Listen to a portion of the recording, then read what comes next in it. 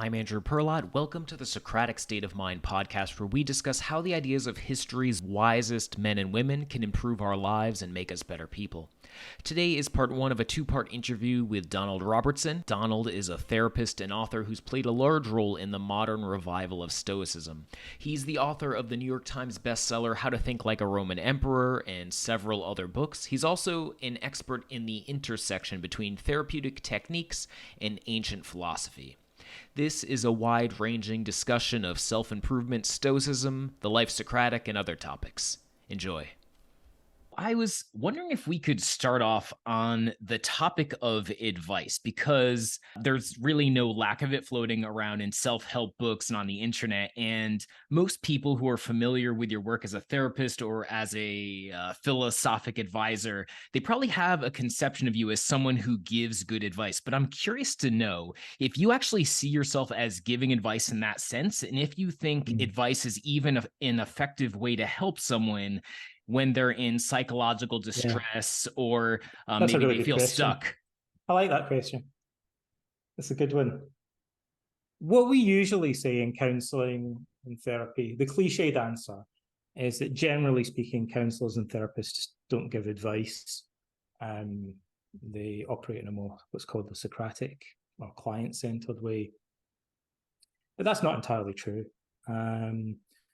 Therapists in particular that specialize in areas like harm reduction and drugs,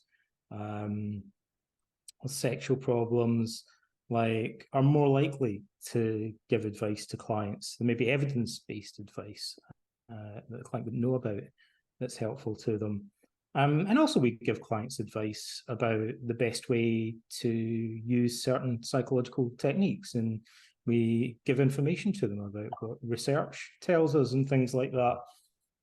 However, I do believe that there are problems with advice giving that it's important to recognize. And so one of them is that it makes clients passive. Sorry, switching my phone off, it's beeping a bit there. And it reminds me of something that lies at the heart of the philosophic tradition in the West, funnily enough, which is Socrates went, we're told, at least one source tells us he went himself to Delphi, about 3 or 4 days walk it would have been from Athens.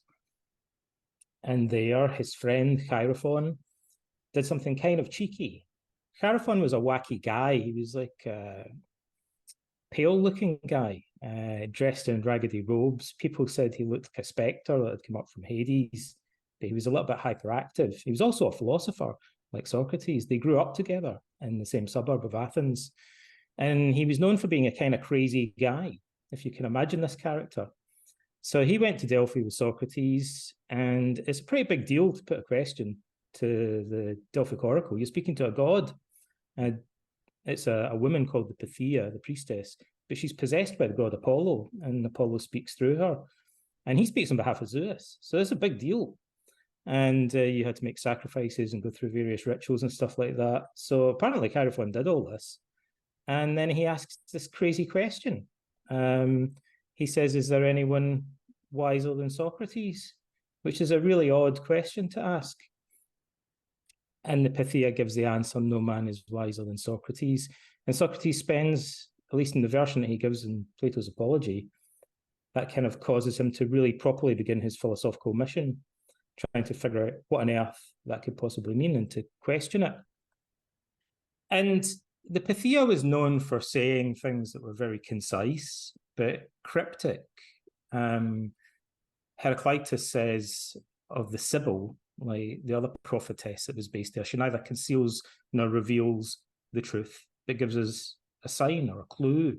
We have to kind of figure out what it means for ourselves. Now, you might think, what's the point of this digression? Well, the point is, this is the main thing that Socrates thought he had to figure out, whether he was wiser than anyone else. And he assumed that it was cryptic, and it probably did not mean what it appeared to mean. So what it meant in reality would be different from what it appeared to mean. There's a distinction between appearance and reality that's absolutely fundamental to Greek philosophy and gets applied in many, many different ways. It's kind of the key that unlocks most of Greek philosophy. Very simple distinction. Getting beyond appearances and grasping the underlying reality the maxims and the pronouncements of the Delphic Oracle didn't mean what they appear to mean. And so you had to think about them really hard to try to get to the truth underlying them. Socrates said something quite odd. There were famous advice givers at the time called the Sophists. The most famous was a guy called Protagoras, and he was the first guy to dare to call himself a sophist and charge money for it. But it wasn't long before everyone was doing it. Like, he had many followers, but Protagoras was the first guy at Athens to say, almost like he had a shingle made or a business card printed that said, "I'm a professional wise man. That's my job title." And people thought that was a kind of outrageous claim to make. And of course it is. And Socrates thought the pronouncements, the speeches, the sayings that we get from Protagoras and his followers, he compares to the maxims and pronouncements that come from the Delphic Oracle. Socrates was concerned that this was wisdom that people were purchasing and receiving passively. I like to say, as if you went, in the same way that you would obtain onions from a greengrocer, people would go to Protagoras and the other sophists to obtain wisdom. They'd hand over cash, and he'd literally teach them a maxim that they would then go out and just kind of reiterate to people. It'd be rote learned.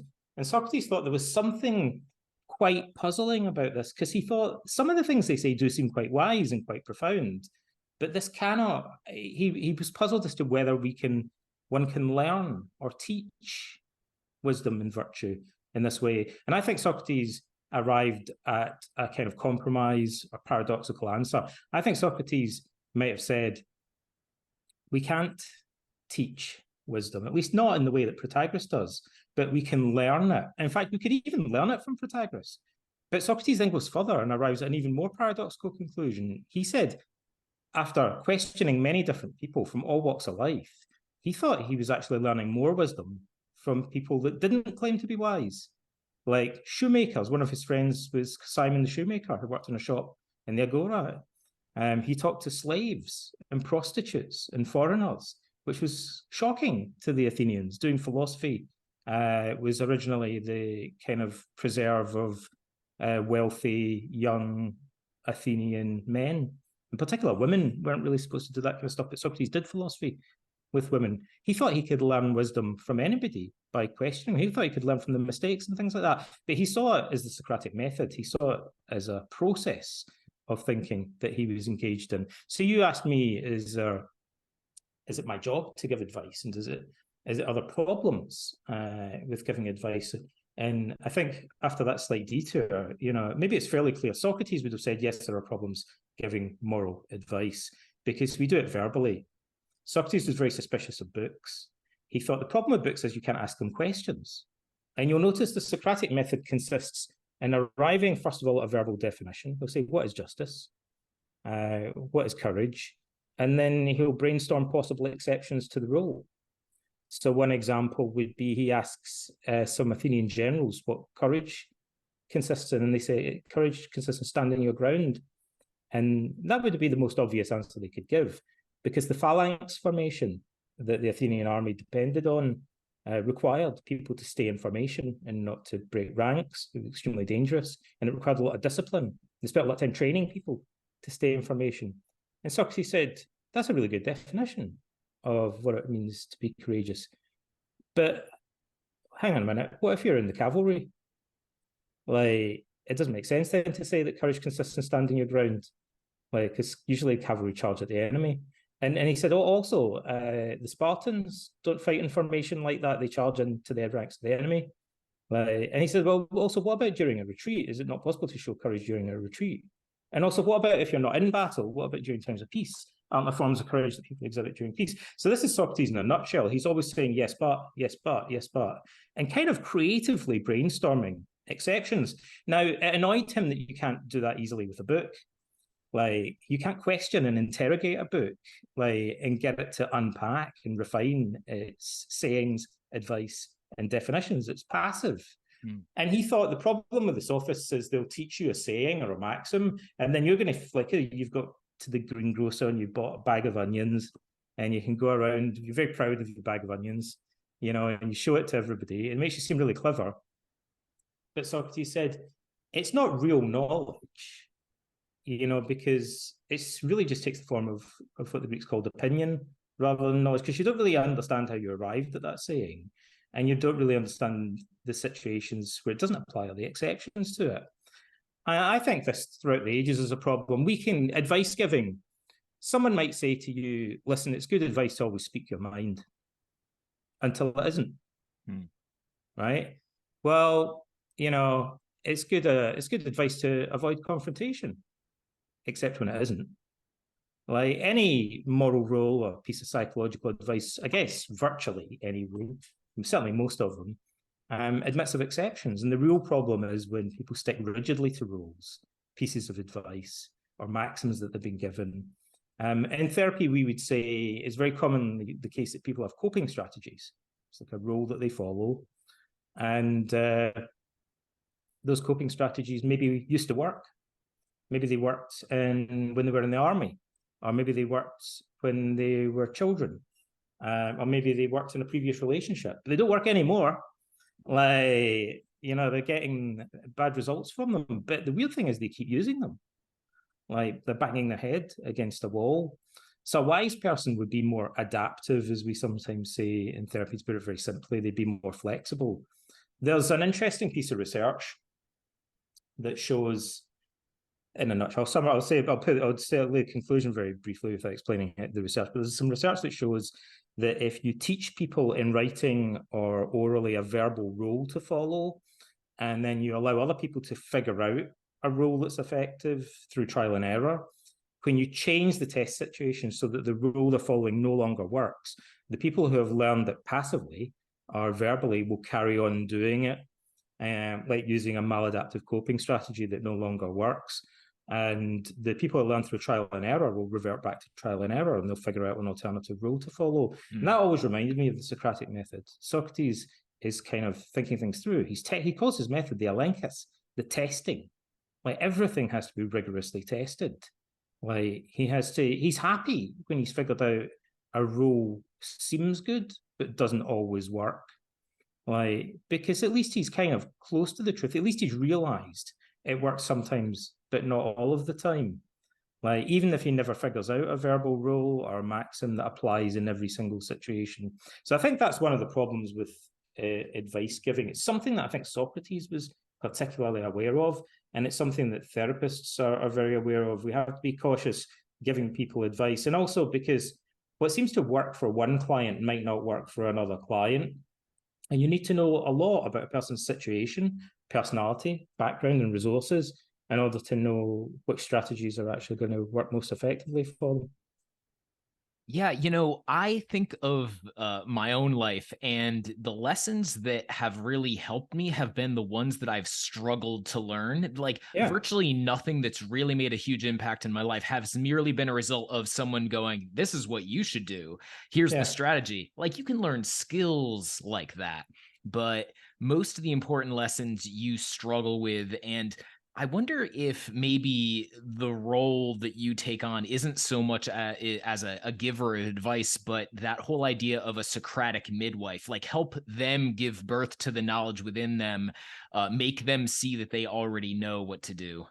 It's like that really cliched saying, that if you give a man a fish, you feed him for a day. If you teach him how to fish, he'll be able to feed himself forever or whatever. Like, the Socratic method is like that. That's the difference between the sophists and Socrates. But if you go to Protagoras, he'll give you a fish, right? But you go to Socrates, he'll teach you how to fish. Like, it's a methodology. Like, and so that's really the difference. And it doesn't work that way. Sometimes in therapy, you can just tell people you'd probably be better off doing this, or maybe you don't realize how this thing works. There's a lot of stuff that people don't know about how the emotions function that we do know from research. So sometimes there are facts. We call that, there's a terrible name for this in therapy, we call it psychoeducation. It doesn't mean educating psychos. It means educating people about psychology. So psychoeducation in therapy is when we impart factual information to people. I mean, essentially, we're giving them advice and doing that stuff that they wouldn't know about because people haven't read the research studies and so on. But we have to be very careful that we don't give people advice and they go off and apply it in a rigid way. And that's often how they'll run into problems. We see that happening a lot in therapy. The therapist is kind of kicking himself, saying, I didn't mean do that. Like, when I said face your fears, I didn't mean do that. Like, you misinterpreted. When I said you need to lay down boundaries, I didn't mean that way. Like, so we have to be a little bit careful. Any good advice can be interpreted badly, and people need help to figure out how to arrive at good advice for themselves and adapt it to different situations. I think this is a danger. We're talking about Stoicism. The problem with the Stoics is they're all dead, right? So as Socrates would have said, we can't ask them questions. And what we get is we have less than 1% of their writings, a rough estimate, surviving today. And so we don't really see them doing philosophy very much. We kind of get their conclusions and their practical advice. We get maxims and so on. But that was the product of dialectic. Like, they would think things through very carefully and debate it with other philosophers. So they were flexible in their thinking. We see traces of that in the discourses of Epictetus. We can see him engaging in dialectic with some of his students. So we know that the Stoics did do that. They considered themselves to be using the Socratic method. It just so happens that in the tiny sliver of writings that survive today, what we're getting more are the conclusions that they arrived at rather than the process that helped them to get there. I think if we were beamed back in time right now and we talked to Marcus Aurelius about Stoicism, his main concern would be that most of the people that are following his philosophy are kind of learning it like they're rote learning maxims, and they're not really in learning the process or the methodology of thinking for themselves, which was really, what was the source of those maxims, and perhaps in a sense was even more important.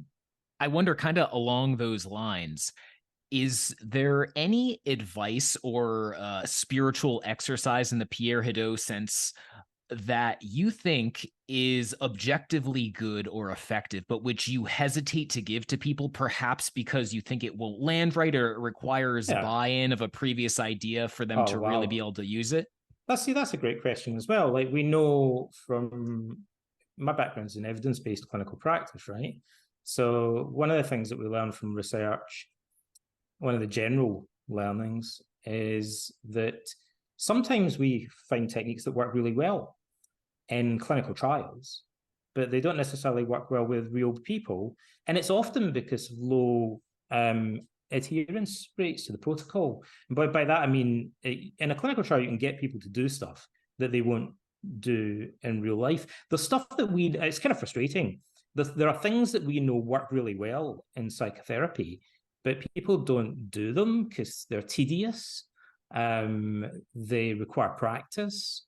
They make them feel silly when they're doing them or whatever. Like, so the problem is, because there's such a big self-improvement market, people tend to just naturally shop around for the stuff that feels convenient and easy and enjoyable for them to do. And those aren't necessarily the most effective coping strategies. So this is something in a clinical setting, a therapist, can usually help clients to figure out by trial and error learning that there may be other techniques like that are more uncomfortable, like more challenging. I mean, for instance, the single most robustly established technique in the entire field of psychotherapy, as I like to call it, is what we call exposure therapy, in vivo graded exposure therapy. We've known that for over half a century or more. Like, it's so well established, every researcher takes it for granted, and it's one of the benchmarks against which we compare other techniques. But less than 50% of clinicians use it on a regular basis, right? Because often the therapists can't be bothered doing it. It's a boring technique. In vivo exposure involves, if someone has a cat phobia, it would require getting them in a room with cats and waiting until their anxiety abates naturally. And we know that works about 90% of the time. And it can work in 3, 4, 5 hours or something like that. And it's permanent. There's a low relapse rate with phobias. And it's easy to prove that in clinical trials, but it can be tricky to get individual people to face their fears, because the one thing that phobics really don't want to do is actually the thing that would be most therapeutic for them. So that can be a challenge. And you're right that, Stoicism today is received as a form of self-improvement advice, and people select out. When I wrote my first book on Stoicism, I identified about 18 different psychological strategies that were fairly common in the Stoic literature.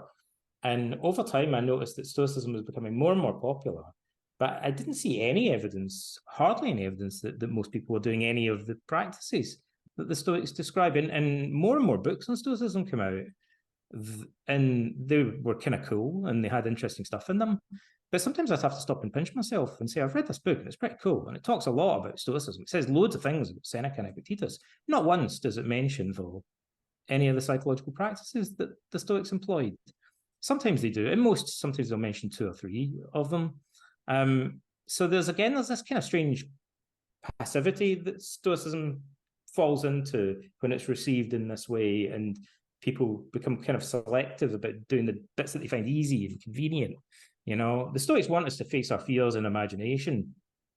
Some people do that, but the Stoics did it every day. At least that's what they imply. And that consistency, and dedication, is unusual. You won't meet that many people that face their greatest fears and imagination as vividly as they can on a regular basis. It would require quite a lot of self-discipline. And to be fair, it's difficult for people to have that type of discipline without social support. You might ask, if it's so rare for a phobic to approach the thing that they're frightened of, well, what would ever convince a phobic to go and pet a cat if they have a cat phobia, or pick up a snake if they've got a snake phobia? Well, 99% of the time, the only thing that would persuade them to do it would be the presence of another person, a coach, a therapist, or a parent with a child. Usually it begins with a parent saying to the kid, get back on the horse, or get back in the water, or whatever, and then offering encouragement, motivation, reassurance for somebody to face their fears. Left in isolation, people find it really difficult to do that without anybody standing behind them and encouraging them. Their natural instinct is to run as far as possible away from the things that they fear. And that's one problem with the prevalence of self-help and self-improvement literature, is often it looks like it's benefiting people, but they'll instinctively avoid confronting the things that are most painful for them. Self-help literature reminds me, it creates an interesting problem, because if you criticize self-improvement or self-help advice, people say, but it works, it's useful, it's good, it's helping me. And we often find this dilemma in therapy. It would be like someone's shed was on fire and they were throwing buckets of water over it. And you came along and you said, buddy, you need to stop doing that. You need to stop doing that. You're putting yourself in terrible danger. And they'd be like, what are you talking about? My shed's on fire, and the water's putting it out. I need to keep doing this. And you were like, no, but turn around, your house is on fire. You should be putting that out first. Then you've got bigger problems to deal with. And they're not looking at the house. It's behind their back. They're oblivious to it. It's a blind spot. So it seems weird to them that you would tell them to stop putting this fire out. So they have a problem. They think that they have a productivity problem, but their real problem is that they have a horrible anger problem or something like that. That's one of the most common ones. There's a natural tendency for people to disown responsibility for anger. It's baked into the very nature of the emotion itself. And then maybe you've heard me say, I like to say that anger is the royal road to self-improvement. The internet's awash with self-improvement advice. Hardly any of it addresses anger. Although it's one of the most common. And weirdly, I don't think it's too much to point out that some of the self-help communities that exist online seem to attract angry people and even to fuel their anger, and to be run by angry, shouty, aggressive individuals sometimes. And that's sort of obvious in a sense. So the people think they're helping themselves. They're doing self-improvement. I'm getting better at self-discipline. I tidied my room, I made my bed today. I'm getting better at this self-discipline stuff.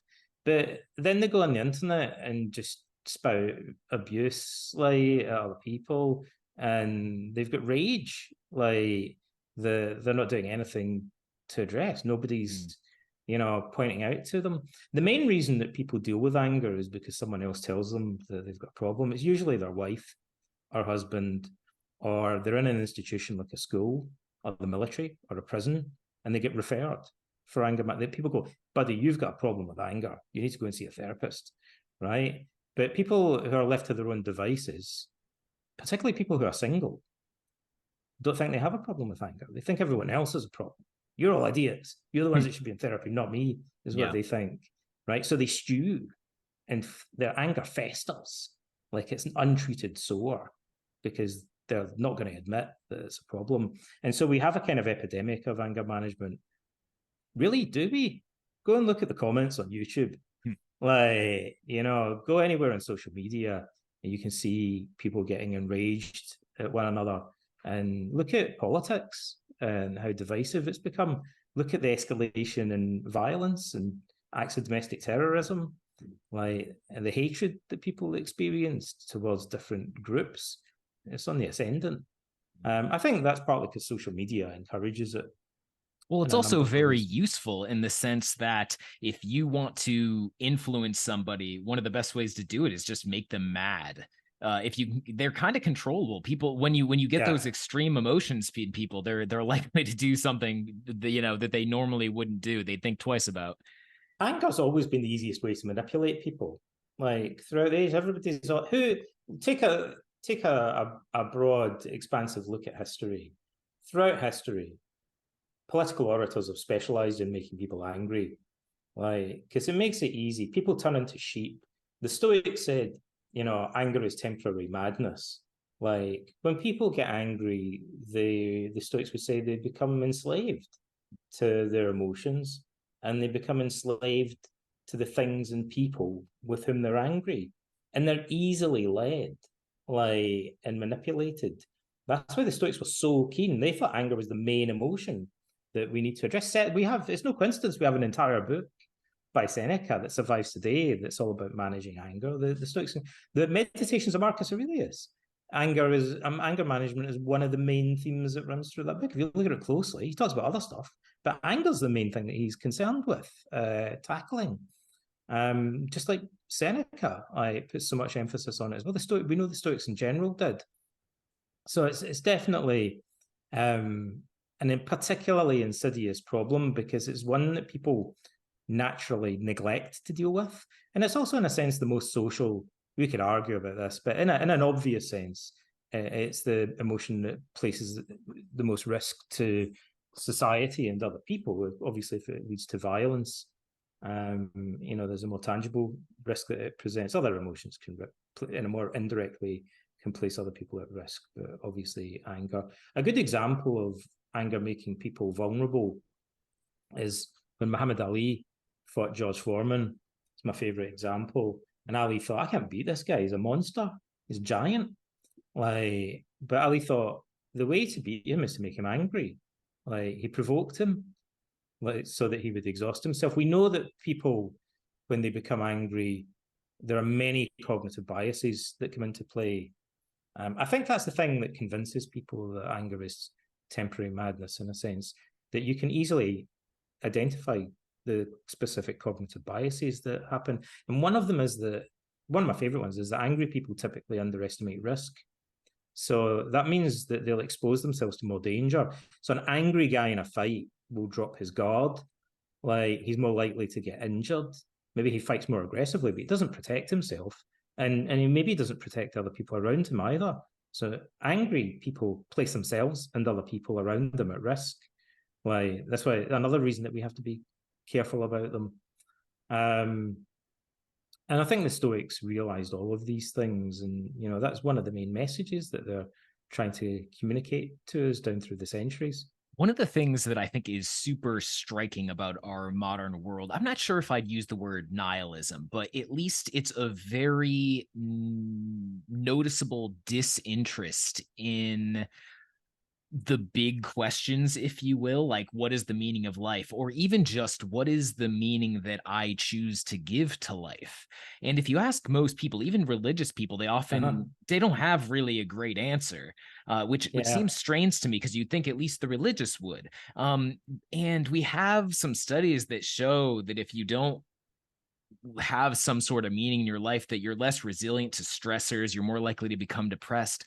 And I wonder if you have any idea how we got here, where like these big questions Yeah. don't seem of interest anymore. And is there anything we can do about it? And perhaps as an addendum, if Mhm. anyone is listening right now who doesn't feel like their life has any meaning, how would you suggest they go about finding any? Well, I'll answer it first of all by saying that it's an extension of what we were talking about a moment ago. I think people do talk a lot about philosophy and religion and the meaning of life and stuff. Again, like, you walk down any high street, there'll be a shop selling crystals and stuff like that. There's churches everywhere. There's groups, the internet's full of, there's magazines everywhere about mindfulness and self-improvement and stuff like that.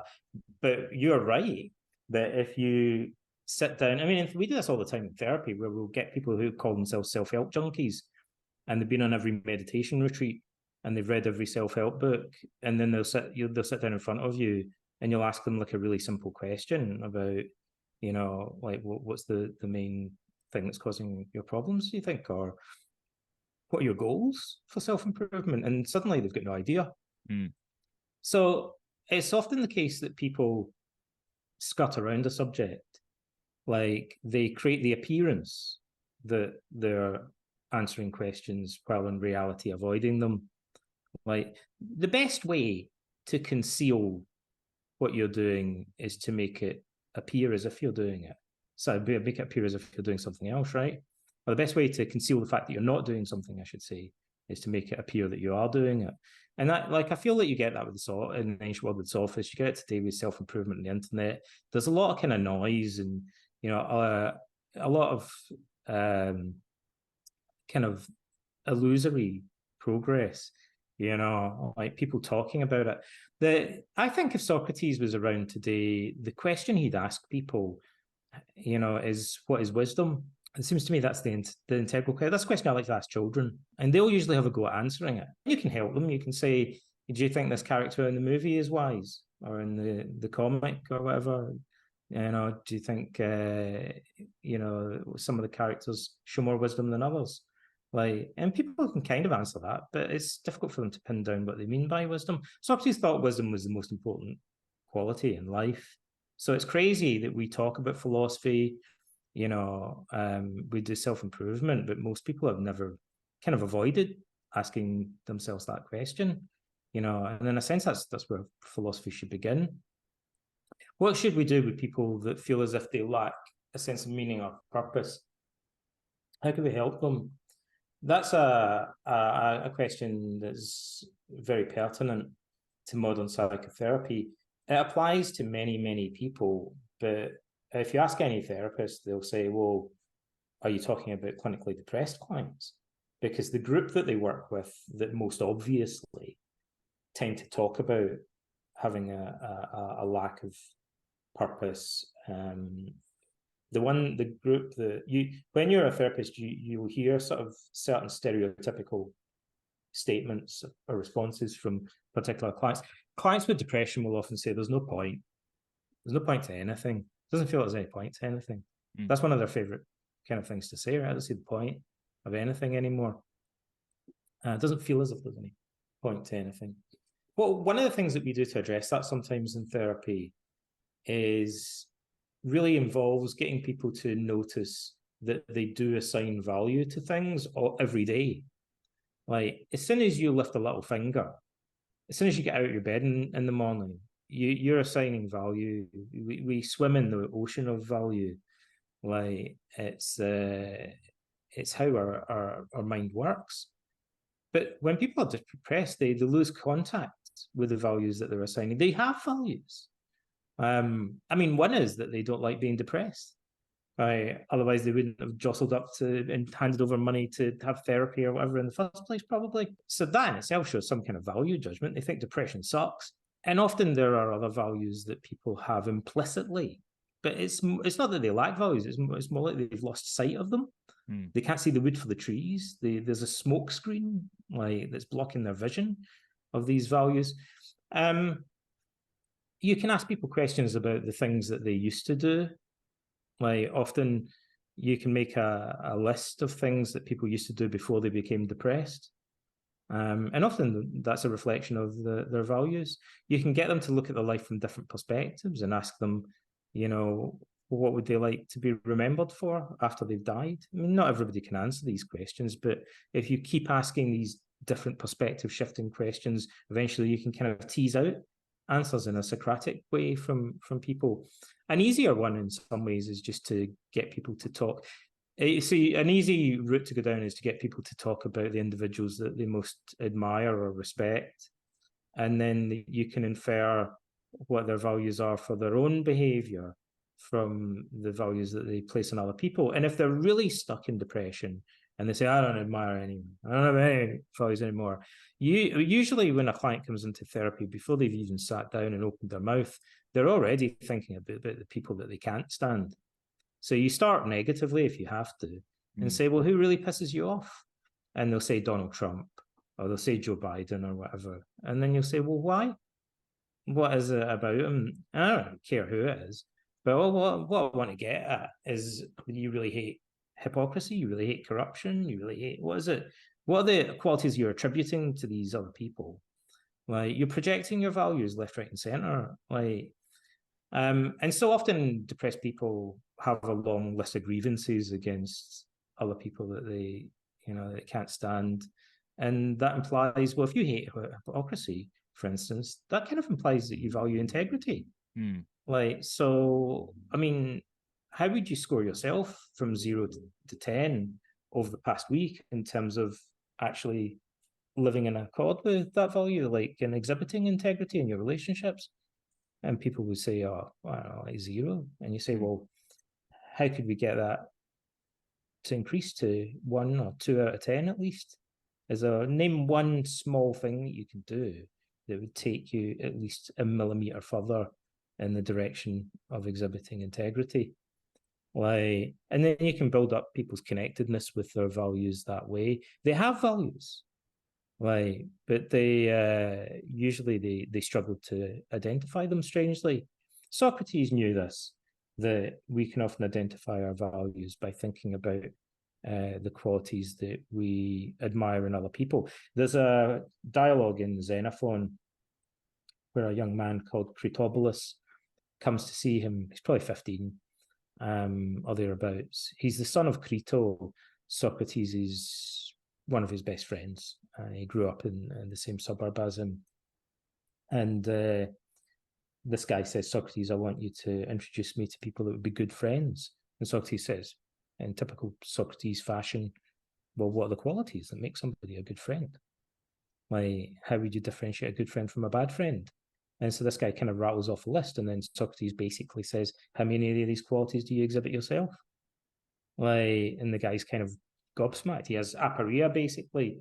Socrates tended to make people feel a bit disorientated and confused. I don't know. I hadn't really thought about it like that. So Socrates is like, well, why don't you go away and have a think about that? That seems like a more important question. He's helping that guy to identify values that he should be investing his time and energy in pursuing, but it has never occurred to him because he kind of wants other people to exhibit those qualities. It's sort of passive again. I know what I want from other people.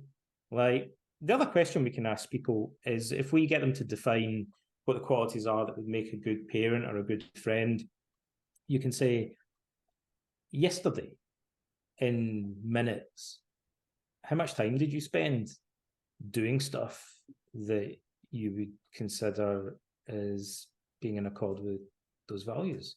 How much time did you spend being a good friend yesterday? And if we were to, we like counting stuff in cognitive therapy. So the client will go, I don't know. The most common answer to that is 0, right? Not always, but I'd probably say 90% of the time or more, the client will go 0 minutes. And then the therapist there'll be like a little drum roll. And the therapist will go, well, no wonder you're depressed. Because if I sat and thought about what was most important to me in life, and I spent 0 minutes doing it every day, probably start to feel kind of depressed after a while. Like, so I think that's the way to approach it.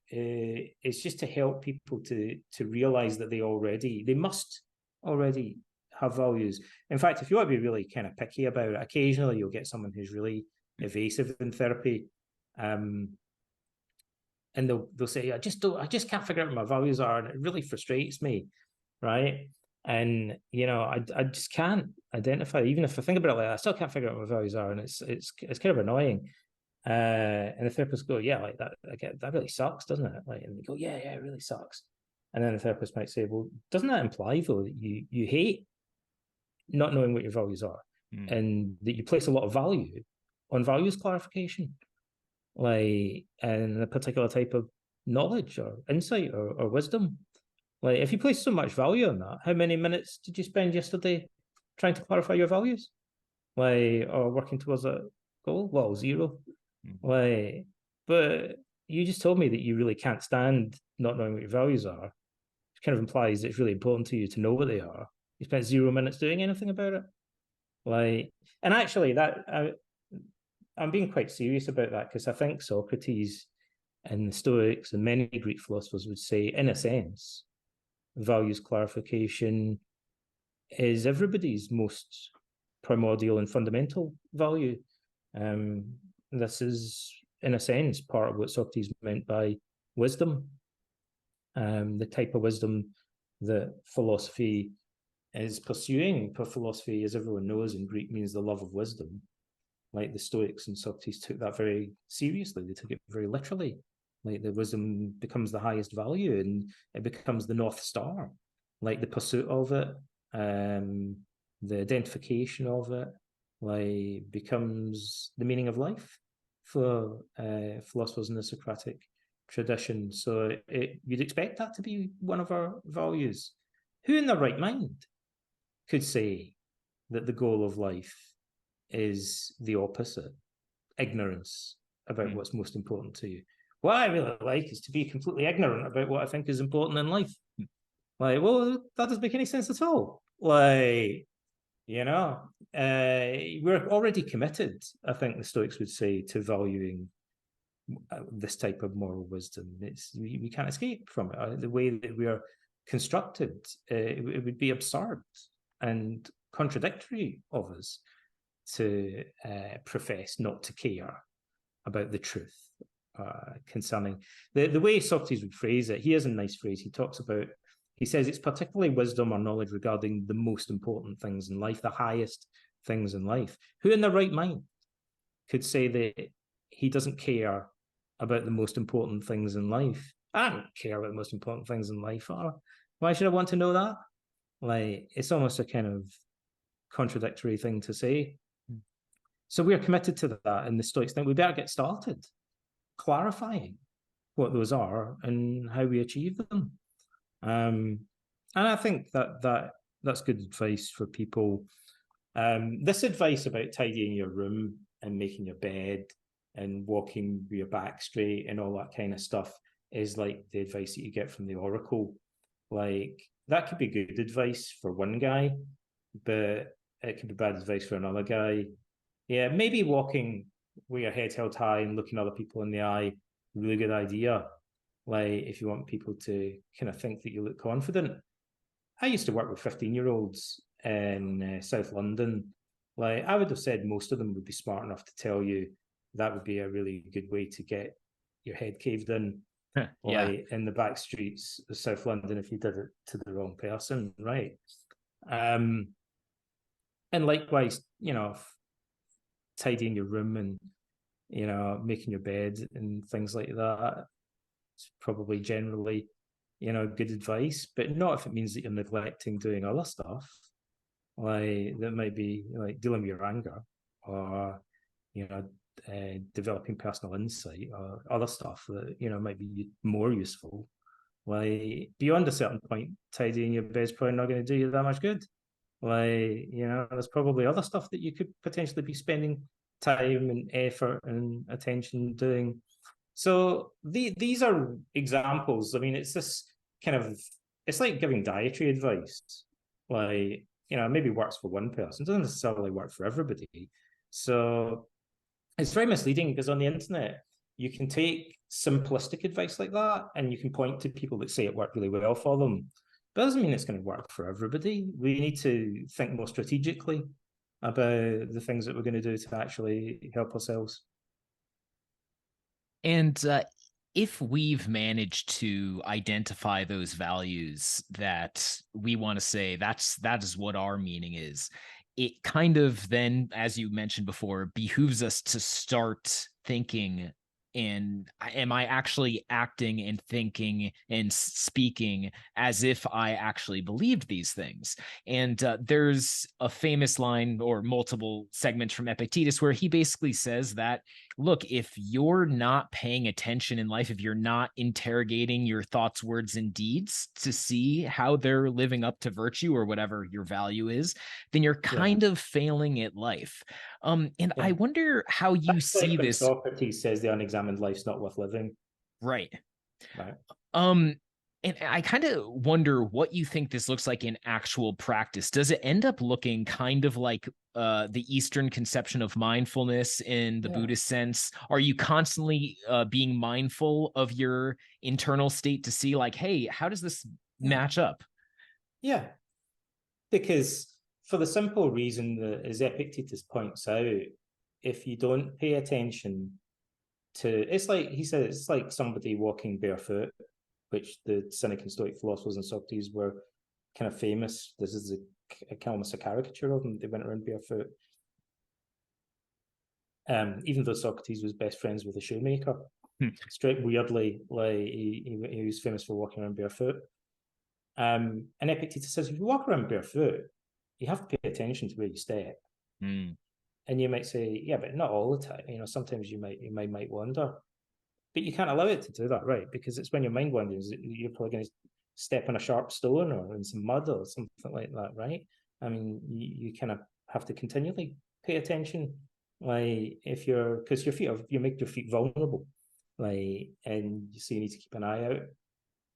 And in the same way, he says, you need to pay attention to your faculty of judgment. I suppose one difference from Buddhist mindfulness, I always find it difficult to critique Buddhism, because having studied it at university, I know it's an extremely diverse movement. It spans many different countries and languages and cultures. And so there isn't one thing really that like all the Buddhists say and do exactly the same. There are some things that are fairly common, but the Four Noble Truths and things like that, even they are kind of interpreted slightly differently. But Buddhism often involves mindfulness of breathing and walking and things like that as a way of training the mind. The Stoics never mention anything like that, really. They believe in a type of mindfulness that they call prosoché. They even have a word for it. But it's very specifically attention to the use that we make of impressions, which, by the way, is the same thing as saying appearances, the distinction between appearance and reality. It's noticing the impressions, including feelings that we have, automatic thoughts that pop into our mind, memories, but not allowing ourselves to be carried away by them immediately, like kind of pausing for thought, like looking through our first impressions and beyond them, spotting inconsistencies and contradictions between our impressions. And so it's paying attention to what's going on in our mind and the way that we're using our mind first and foremost, I think. If we don't do that, then we're like a guy who's walking about barefoot, and he pays attention until he turns the corner, and then his mind wanders, and then he stands in a sharp stone and cuts his foot, a piece of glass or something like that. I could practice mindfulness. I could sit. Oh, let me put it from a modern perspective. You'll meet many clients in therapy. There's a problem. I'll describe actually a very, in meta terms, a problem. As a therapist, I used to train other therapists. I supervised them, and I was very interested in skills training. I would teach lots of different therapy techniques. I wrote about them and categorized them and studied them. Verbal techniques, visual techniques, relaxation techniques, cognitive techniques, like lots of different techniques in therapy. So in modern therapy, if we teach a skill, say we teach the easiest example, there's always an easiest example. The easiest example is you'll meet clients who do yoga and they're really good at relaxing really deeply. They use breathing exercises and pranayama, and they can relax really deeply, but they can do it on a yoga mat, but they can't do it when somebody spits in their face in the street, right? So it's a compartmentalized skill, like, and so one of the fundamental techniques that we have to use in therapy is teaching people not just to learn skills, but to transfer those skills to target situations, to the challenging situations. Great, you can relax, but can you relax when somebody spits in your eye? Can you relax in the middle of an exam hall? Can you relax when you're jumping out of an airplane? Can you relax, at the dentist, or whatever? Yeah. So we need to transfer those skills to the target situations. Otherwise, they're no use if they're compartmentalized.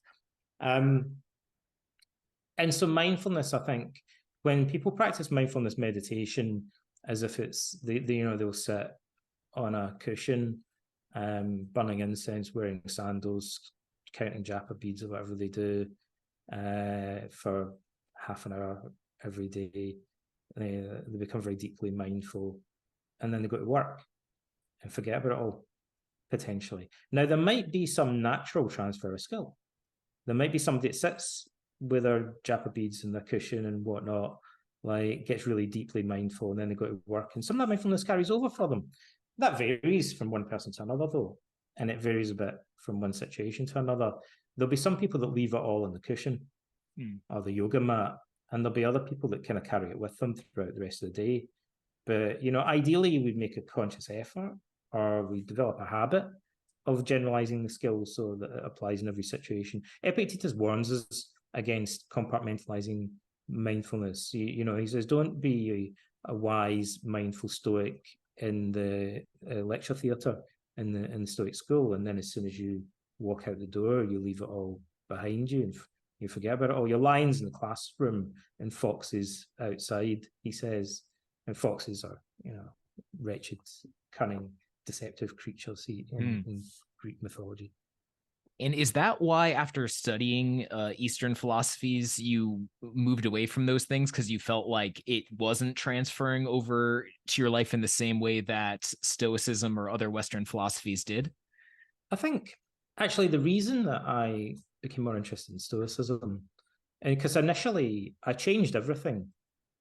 When I was a young guy, I studied Christian Gnosticism. I was really into. I studied existential. I studied Heidegger and Jean-Paul Sartre, and I was really into existentialism and Buddhism. I went on Buddhist retreats, practiced Buddhist meditation, and I kind of abandoned all of those things and got into cognitive therapy and Stoicism. And that was about 25 or 30 years ago or whatever it was now. And I never looked back. And actually, one of the things I remember was I read the Tao Te Ching. I think it's the Tao Te Ching. It's a Taoist text. And it says, if I remember it rightly, it says running a state is like frying small fish.